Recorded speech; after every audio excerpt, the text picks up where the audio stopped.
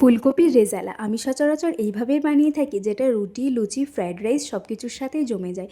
সবার প্রথম একটা বড় সাইজের কপি কেটে নিয়েছি, এদিকে গরম জল সামান্য নুন দিয়ে কপিগুলোকে ভাপ দিয়ে নেব।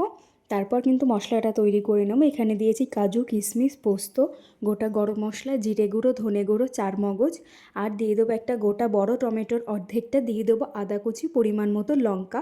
আমি এখানে 4টে কাঁচা লঙ্কা দিয়েছি, কারণ রেজালাটা বেশি ঝাল হলে একদমই খেতে ভালো লাগে না।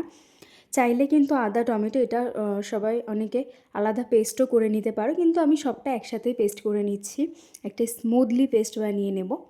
আর এদিকে কিন্তু আমার কপিগুলো ভাপ দিয়ে নেওয়া হয়ে গেছে। কপিগুলো ভাপ দিয়ে নেওয়া হলে আমি কিন্তু কপিগুলোর গায়ে সামান্য কাশ্মীরি রেড চিলি পাউডার মাখিয়ে নেব। এদিকে আমি তেলও গরম বসিয়ে দিয়েছি।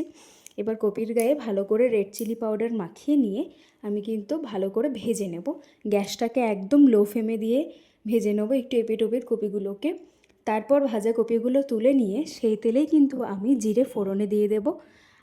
তারপর শুধু এখানে কিন্তু জিরেটাই ফোড়ন দেবো, আমি আর কিছু দেবো না এর সাথে। দিয়ে তারপরে যে মশলাটা আমি বানিয়ে রেখেছিলাম সেটা কিন্তু তেলের মধ্যে দিয়ে দেবো পরিমাণ মতো নুন, আর তার সাথে অ্যাড করব একটুখানি চিনি। খুব ভালো করে নেড়ে নিয়ে আমি কিন্তু এরপর এর ভিতরে অ্যাড করব হচ্ছে ফ্যাটানো টক দই। টক দইতে দেওয়ার পর আর কিছুক্ষণ আমি এটাকে মশলাটা কষিয়ে নেব। তেল ছেড়ে দিলে আমি দিয়ে দেবো পরিমাণ মতো জল। জলটা দেওয়ার পর এটা বেশ কিছুক্ষণ ফুটবে, তারপরে কিন্তু আমি কপিগুলো দিয়ে দেবো। কপিগুলো ভাপ দিয়ে নেওয়া, তারপরে কিন্তু হালকা ফ্রাই করে নেওয়া। তাও আমি সামান্য একটু ফোটাবো, তার কারণ যাতে গ্রেভিগুলো কপির ভেতরে খুব ভালোভাবে ঢুকে যায়। তো তারপর একটু নেড়েচেড়ে নিয়ে কিছুক্ষণ ঢাকা দিয়ে আমি এটাকে ফুটিয়ে নেব।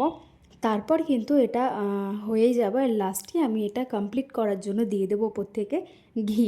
আর একটা কথা, গ্রেভিটা আর একটুখানি ঝোলঝোল মানে অল্প সামান্য ঝোল থাকতে থাকতে নামাতে হবে, তার কারণ এটা কিন্তু পরে বসে যায়।